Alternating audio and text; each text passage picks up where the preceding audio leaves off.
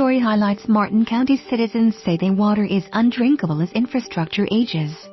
Experts say keeping water clean becomes increasingly challenging. CNN for the past 20 years. Hope Workman has hustled up a dirt path on the side of a mountain in lovely Kentucky just to get drinking water. If she's by herself, she'll take her ATV. She doesn't trust what comes out of her tap. If one of her daughters is coming along, they take their four-wheel drive truck. It takes her about 7 minutes to grind up the hill before she reaches her destination, a small plastic well tapped into the side of the mountain with a 3 1/2 foot PVC pipe. The day CNN visited, the temperature was just above freezing, and Hope's hands shivered as she filled jug after jug with crystal clear drinking water.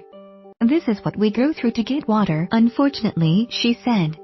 Workman is not the only person in Martin County, Kentucky, or America for that matter, who struggles to get clean water. Two well-publicized crises include Flint, Michigan's lead contamination and Puerto Rico's failing water systems in the wake of Hurricane Maria. Read more as our water infrastructure system ages. Experts say keeping America's water clean becomes increasingly challenging. The American Society of Civil Engineers gives the nation's drinking water infrastructure a grade of D. U.S. death from lead exposure 10 times higher than thought. Study suggests, according to the Society, about 1 million miles of pipes crisscross the country to deliver us clean water. Much of it overseen by local municipalities that are challenged with aging hardware. Many of these pipes were laid underground nearly a century ago and are reaching the end of their lifespans. As they age, they can crack and water breaks become more common. In fact, the entire country loses nearly 6 billion gallons of water a day just to leaky pipes. For many cash-strapped local utilities, it's difficult to find the resources to manage a problem we rarely see. Faucets run brown, but when the problem does come to the surface, it's hard to ignore. Just ask the residents of Martin County. Customers of the county's water district post videos and pictures on social media of brown cloudy water spouting out of their taps. Sometimes it smells like diesel fuel. Sometimes it comes out looking like blue Gatorade. Locals ask themselves, just what's in the water? Study. Public water supply is unsafe for millions of Americans until several months ago. Customers received notices on the back of their water bill stating that their water had been tested and found to be above federal limits of trihalobanes and haloacetic acids. These contaminants are a reaction between the chlorine used to treat the water for bacteria and organic matter that may be found in the water or the pipes. Exposure to these chemicals could mean an increased risk of cancer. Eastern Kentucky has some of the highest levels of cancer in the country due to smoking and obesity, but residents here also wonder whether their water is to blame. "We're just scared of the water." Morton County resident Barbie Ann Maynard is convinced that her mother's cancer was related to the water. "We're just scared of the water and have been for years," she said. "We don't really know what to do." "You're afraid to wash your hands if you've got a cut," Maynard said. "I don't feel like I'm getting clean. Taking a shower is no better. I might smell a little bit better, but I don't feel any better about it." Expert. Water from a polluted Puerto Rico site safe to drink. Don Lafferty, a local physician, feels that he's in a difficult position when patients ask him whether the water is the source of their health issues. "I can't tell them it's safe or it isn't safe," he told CNN's chief medical correspondent, Dr. "We shouldn't have to be asking," Sanjay Gupta. In 2018, whether or not water is causing cancer in a region where the war on poverty began nestled in the hills of eastern Kentucky. Between 1918 and 2015, the county produced more than 436 million tons of coal. Martin County has had a long history tied to coal. But as the coal industry died out, Martin County struggled. Nearly 40% of its population lives at or below the federal poverty level. The unemployment rate in the county is almost double the national rate, but poverty has been endemic to the area for years. President Lyndon Johnson came here in 1964 to launch his war on poverty. In 2018, in the very place where LBJ declared war on poverty, water is our #1 issue. "That's hard to imagine," said Gary Ball, editor-in-chief of the local weekly newspaper, The Mountain Citizen. Drinking water blamed in hundreds of illnesses, 13 deaths. CDC reports what's happened in Martin County is a worst-case scenario that may be happening in other parts of the country, said Lyndall Ormsby, director of the Kentucky Water Resources Research Institute at the University of Kentucky. "I think it's somewhat of a systematic representation of what's happening in a lot of other places where no one's looking." It's almost like the proverbial canary in the mine, Ormsby said. What is happening? A large part of the issue in Martin County is just hardware itself.